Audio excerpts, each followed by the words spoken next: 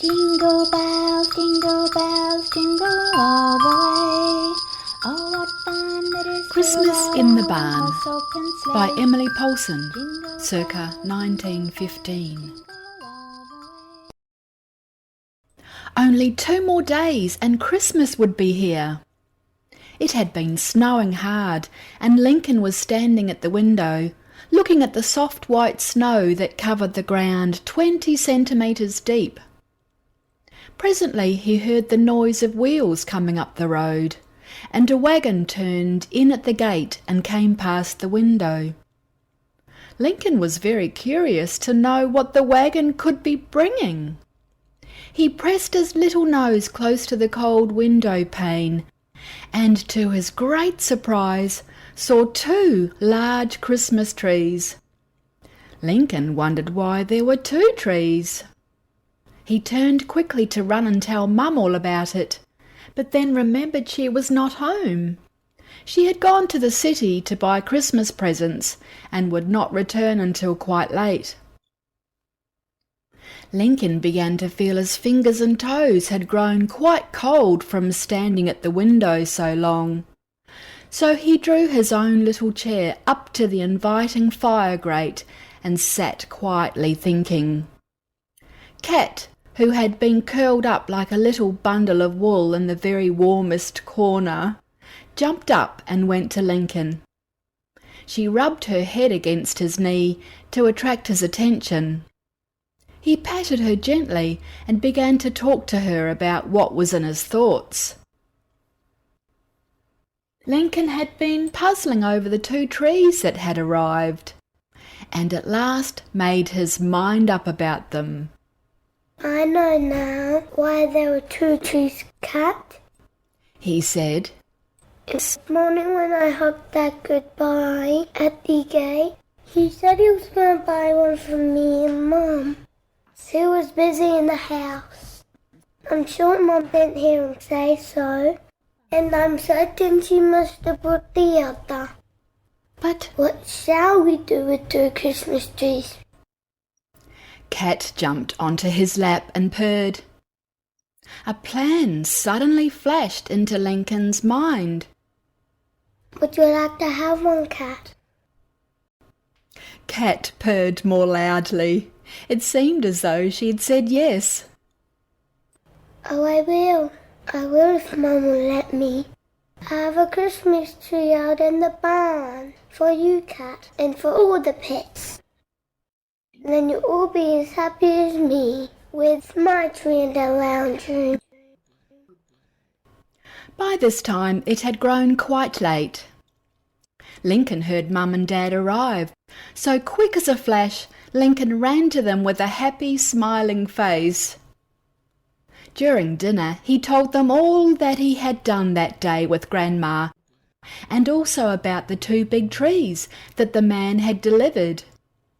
It was just as Lincoln had thought. Mum and Dad had each bought 1, and as it was so near Christmas, they thought they wouldn't send 1 back. Lincoln was very glad of this and told them of the plan he'd made and asked if he might have the extra tree. Mum and Dad smiled a little as Lincoln had been explaining his plan, and they agreed. He could have the tree. Lincoln went to bed feeling very happy. That night Dad fastened the tree into a block of wood so it would stand firmly, then set it in the middle of the barn floor.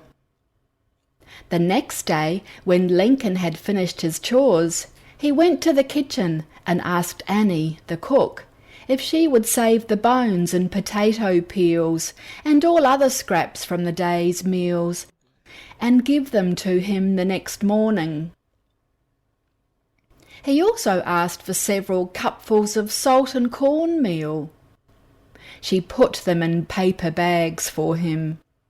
Then she gave him the dishes he asked for, a few chipped ones, not good enough to be used at the dining table, and an old wooden bowl.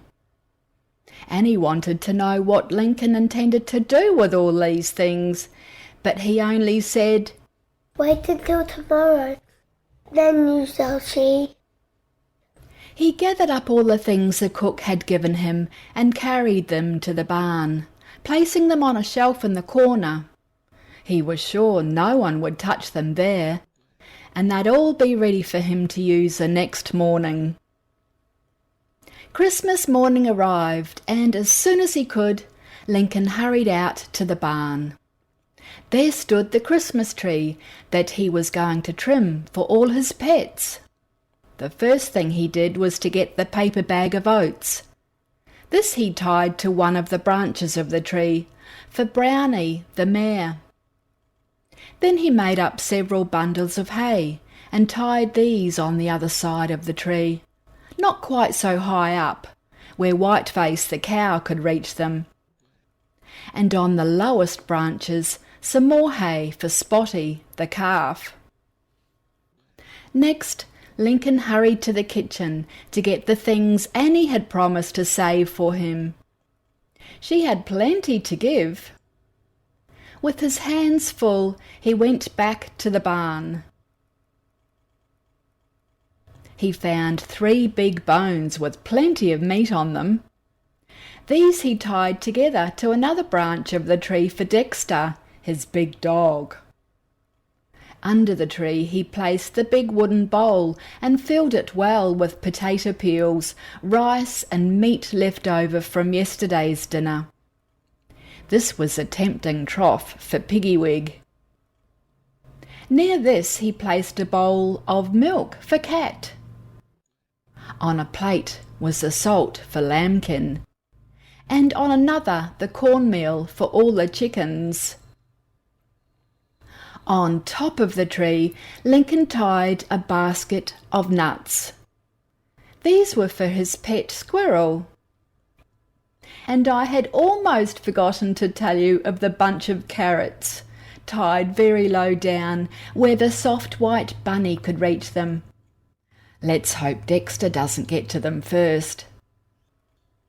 When all was done, Lincoln stood back a little to look at this wonderful Christmas tree. Clapping his hands with delight, he ran to call Mum, Dad, Grandma and Annie, and they laughed out loud when they saw what he'd done.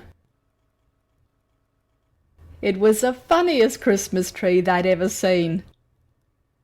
They were sure the pets would love the presents Lincoln had chosen. There was a busy time in the barn. Mum, Dad, Grandma and Annie helped to bring in the animals, and before long Brownie, Whiteface, Spotty, Dexter, Piggywig, Cat, Lambkin, the chooks, the squirrel and Bunny had been led each to his own Christmas breakfast on or near the tree. What a funny sight it was to see them all standing around looking happy, eating and drinking with such an appetite. While watching them, Lincoln had another thought, and he quickly ran to the house. He brought out the new trumpet Dad had given him for Christmas. By this time the animals had all finished their breakfast, and Lincoln gave a little toot on his trumpet as a signal that the tree festival was over. Brownie went, neighing and prancing, to her stall. Whiteface walked demurely off with a bellow, with Spotty the calf running at her heels. The lamb skipped away bleating. Piggywig walked off with a grunt. Cat jumped on the fence and started bathing herself. The squirrel still sat up in the tree cracking her nuts. Bunny hopped to her little burrow, and Dexter barked loudly and chased the chickens back to their coop. Such a hubbub of noise! Mum said it sounded as if they were trying to say, "Merry Christmas to you, Lincoln." The end. Jingle bells, jingle all the way. Oh, what fun it is to ride on a one-horse open sleigh. Jingle bells, jingle jingle all the way. Oh, what fun it is to ride on a one-horse open sleigh. Jingle bells, jingle all the way. Oh, what fun it is to ride on a one-horse open sleigh. Jingle bells, jingle all the way.